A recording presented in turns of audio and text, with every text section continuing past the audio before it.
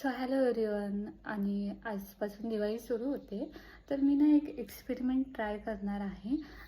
काचीचे दिवे, आणि मला खूप सारे डेकोरेशन पण करायचे. तर माझ्याकडे ना काचीचे दिवे आहेत छोटे छोटे, जे मी डीमार्टमधून आणले होते.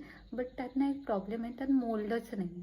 तर मी एक रील बघितली होती आणि ती मी ट्राय करणार आहे की खरोखर ती वर्क करते का. तर चला बघूया. हो, त्यासाठी आपल्याला लागणार आहेत हे छोटेसे दिवे, जे की मी डीमार्टमधून आणले होते. आणि मला हा एक दिवा 19 रुपयाला पडलेला, तुम्ही बघू शकता. 19 रुपयाला. ओके, उलटं दिसत असेल. आणि त्यासाठी लागणार आहेत मेणबत्त्या, ज्याचे मी 40 रुपयाचे आणल्यात. आणि जे काचेचे दिवे आहेत ते मी 4 आणलेत. सध्या तरी एका दिव्यावर एक्सपेरिमेंट करून बघूया वर्क होतो आहे का. आणि थोडंसं आपल्याला लागणार आहे तेल. Okay, so let's start. मी आता कढई ठेवलेली आहे आणि ह्यात मी आता तेल टाकणार. ओके, सध्या आता एवढं तेल पुरेसे आहे. आणि ह्याला थोडंसं आपण उकडवूया, म्हणजे आणि देन म्हणजे थोडं गरम होऊन देत, उकडवायचं आहे, गरम होऊन देत. आणि देन मी यात मेणबत्त्या टाकेन. थोडासा हाय फ्लेमवर मी ठेवलेला आहे. आणि ह्यात ना लगेच आपल्याला ओके असं आपल्याला करायचं आहे.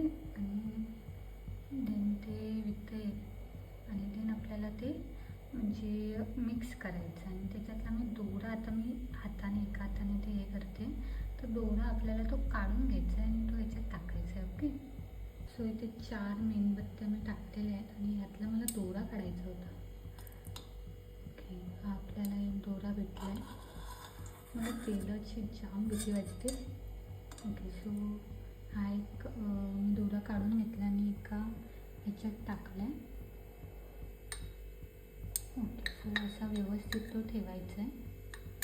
आणि ह्यात मी हे जे आहे हे बघा आता वितळलं आहे. आता हे मी ह्यात टाकणार आहे. ठीक आहे, मी गॅस जरा कमी करते पटकन. ओके,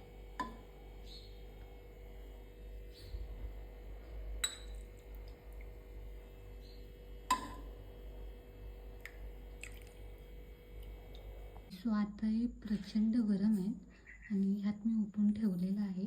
आणि ह्याला ना खूप वेळ लागेल जरा, म्हणजे ती सुकायला हवं. सो सुकल्यानंतर मी तुम्हाला एक व्हिडिओ दाखवेन यांचा. ठीक आहे, मी थोड्या वेळाने व्हिडिओ बनवते. आणि हे ना बघा मोल्ड व्हायला सुरुवात झाली आहे. आणि मी ना यानंतर काट्या ॲड केल्या, जेणेकरून ते मध्यभागी राहावी, नाहीतर ते एका साईडला जाईल. सो त्या वाती मध्यभागी राहण्यासाठी मी असे काठीने त्यांना सपोर्ट दिला आहे. सो इथे तुम्ही बघू शकता फायनली आपली